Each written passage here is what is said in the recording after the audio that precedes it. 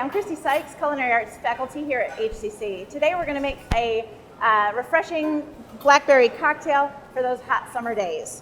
So first we're going to take some fresh blackberries. Really it's just some fresh ingredients muddled together in some filtered water.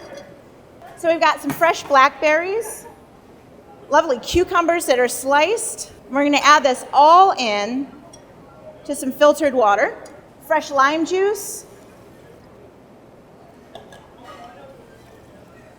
and we're going to sweeten it with some agave, which is a nice natural sweetener.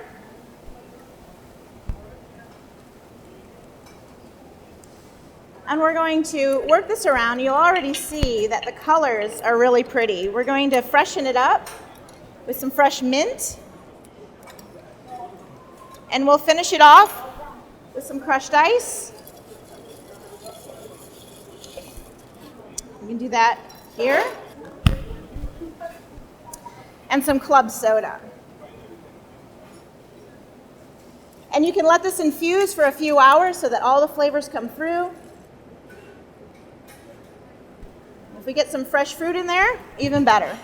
Top it off with a little, you can even garnish with some fresh mint. And you've got a drink ready for your guests.